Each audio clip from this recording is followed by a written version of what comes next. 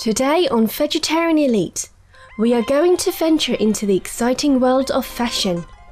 We will delve into the latest emerging movement that is compassionate fashion, or also known as vegan eco-fashion, where great care is taken to protect the environment by using sustainable materials, notably by the omission of using any animal products.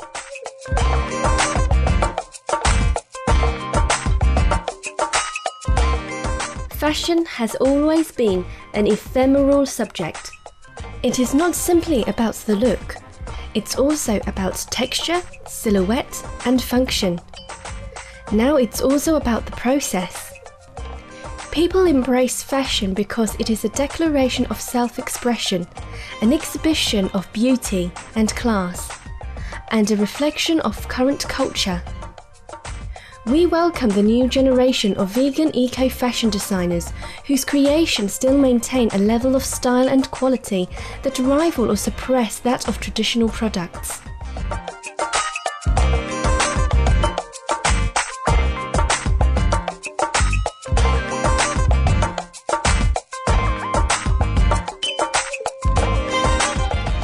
Let's take a look at a few vegan accessories designers. Inda Bedi, the founder of Mat & Nat, is one of the earliest vegan fashion pioneers. Mat & Nat has created exquisite bags and small goods since 1995. His Canada-based company has managed to cross over from the growing niche of vegetarians to a broader audience of people all around the globe who love the bags simply because they are beautiful and well made.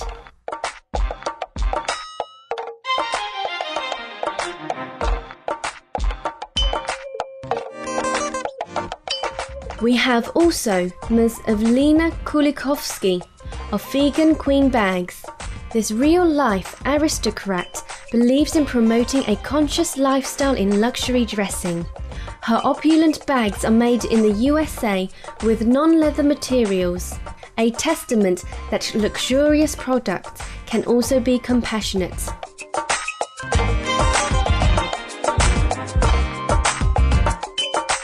Knocking down the perception that coats need to be made of wool, Haute Couture, or Haute Couture with a V, founder and designer Mai-Ly Hilgart has been a vegan activist and model since a young age. The need to dress in style without compromising her values has inspired Haute Couture to offer stylish coats made of entirely vegan materials.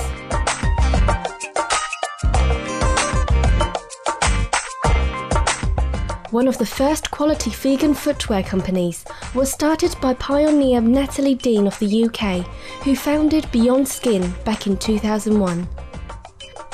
Her line of ethically made vegan shoes for women is wearably classic and has withstood the test of time and has opened vistas for other fellow vegan fashion pioneers.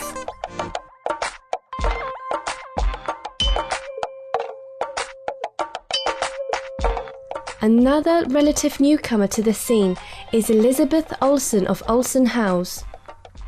After having worked with Tommy Hilfiger of New York, Ms. Olsen emerged on her own, making stylish and original vegan shoes.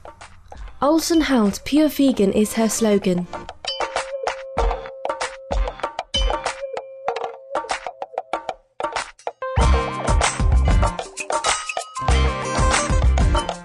Supreme Master Ching Hai herself has graciously designed a new line of attractive, colourful and comfortable clothing and products to uplift us to a nobler, more compassionate way to life.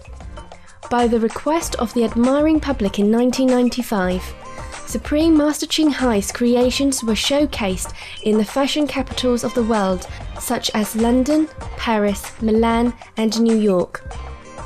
In an interview, Mr. Bob Linden, host of the world's first vegan radio show, asks Supreme Master Ching Hai about her recent designs. I'm vegan, go green, save the planet.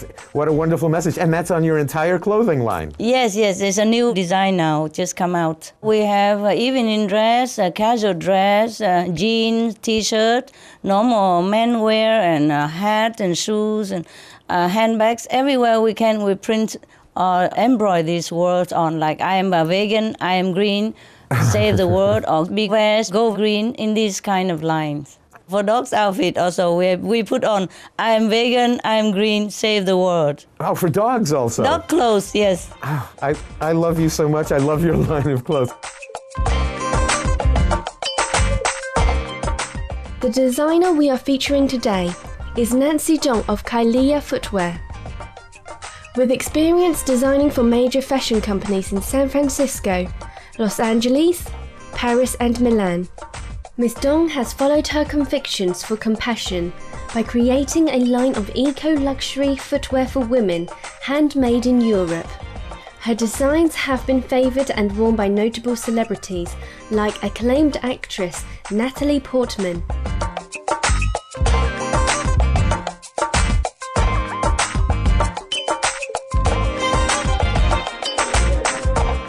From designing regular conventional shoes, the thought at some point in your career was to design something more eco-friendly. But this, you seem to have been doing it way before it was so trendy. Well, I was a shoe designer for BCBG and also for Zegna, which is out of Italy. And when I became a vegetarian the year 2000, I was at the time working for a belt company. I went to the leather room looking for a piece of material to make samples from, and I heard, I don't know how to explain it, this scream of agony from all the animals that used to be from that leather room. I mean, I didn't hear it physically, outside, but I heard it in the depth of my soul. I heard their crying, I heard their call, and I realized that I couldn't continue working with leather. But then through a series of serendipity coincidences, I had a contact with a startup company that made vegan shoes.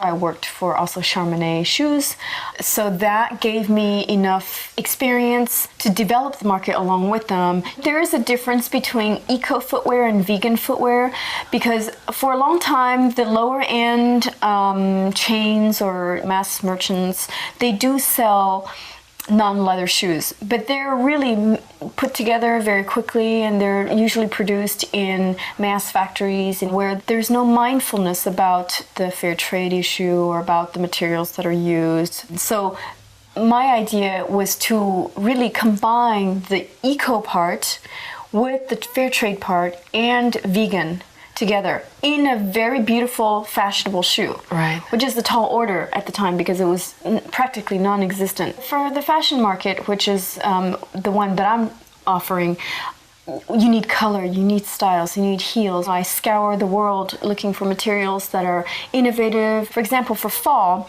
I am sourcing a sole that is biodegradable. It's a lug sole that if you bury them in the ground for over 30 days in a certain condition, say heat or whatever, they start to break down. But now when you're wearing them, of course. Give us an idea of the time frame to design it and actually produce a line of shoe. 12 months before, an idea comes to mind, and I start sourcing the materials to realize the ideas.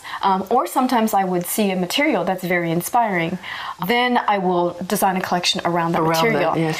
Then from sketch, it goes into a prototype. Okay. I do everything by hand. Yes.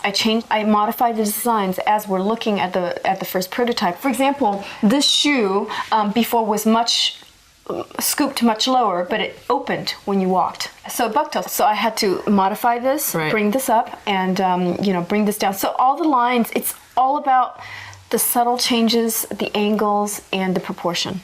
Right. This is the difference between fashion and shoes. You can wear a jacket that's ill-fitting, but it wouldn't necessarily ruin your day. But if you're wearing a pair of shoes that doesn't fit, that's all you think about. So it's about combining beauty and combining the fit. It's the science and the art combined together.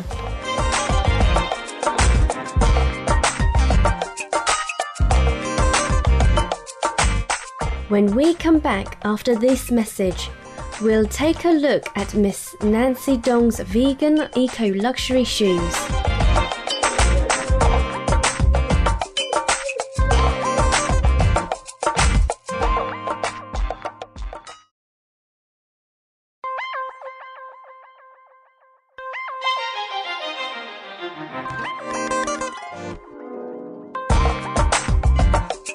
Welcome back to Vegetarian Elite and the world of vegan fashion as introduced to us by designer and eco-prenuer Nancy Dong.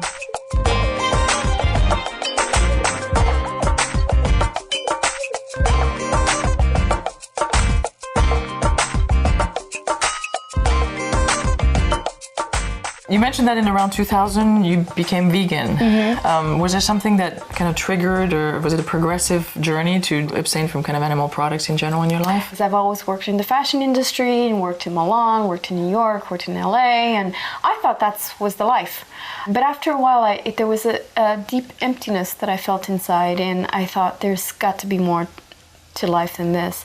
And I embarked on a spiritual journey, and so I became a vegetarian just to walk the talk, to become more compassionate, and which is in direct conflict with my line of work, because being a shoe designer, you use leather. Yes. I mean, it's unquestioned, you know. Right. And so that actually, out of that obstacle, if you will, was born a solution to marry the two. The eco component and the vegan component right. is a really important part of my journey to be a better shoe designer. I'm noticing in terms of availability of shoes that are vegan, there's a lot more choices now. Yes. And especially over the last couple of years. So Yes. is it, you're noticing that also on your end? Yes, and I'm really happy about that, because using leather is not only not good for the environment, but also looking at the whole global warming issue, where animal raising, intensive animal farming, is 18% of the cause of global warming. So using even the byproduct is supporting the industry. And also the fact that you're wearing something, wearing the suffering, you know, the byproduct of someone who suffered to get to that product.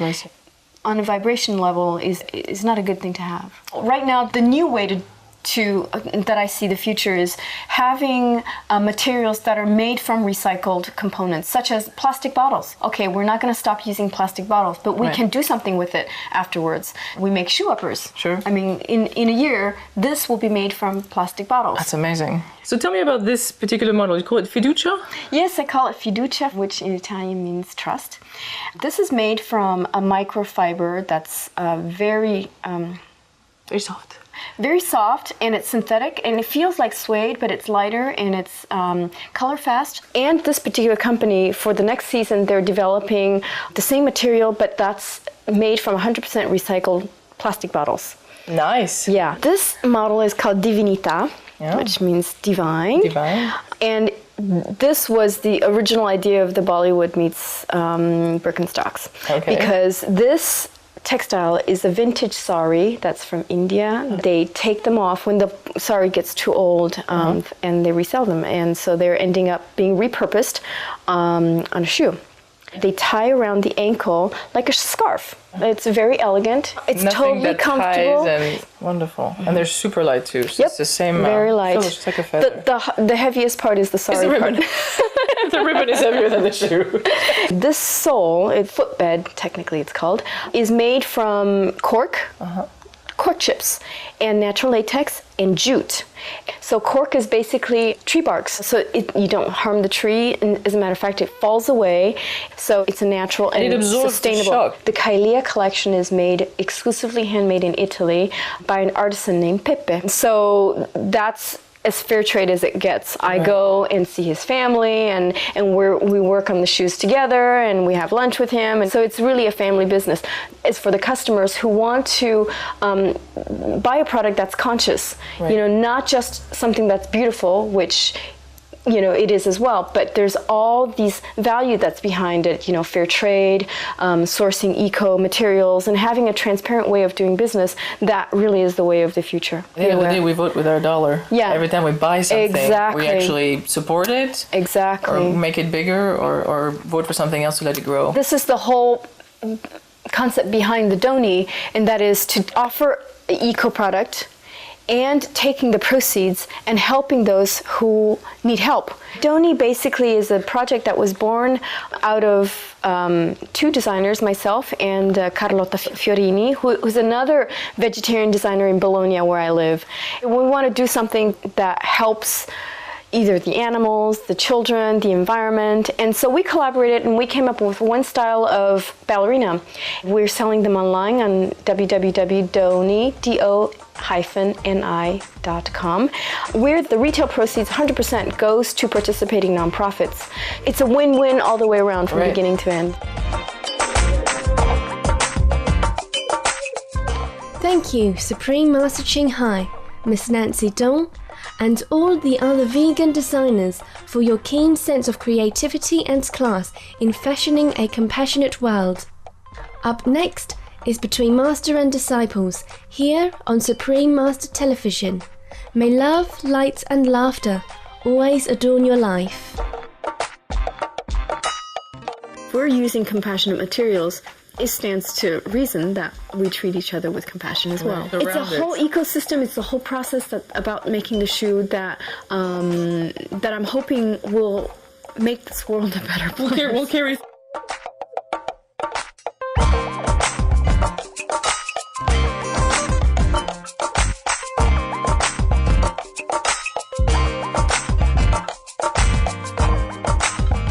For more details, please visit www.suprememastertv.com/VE.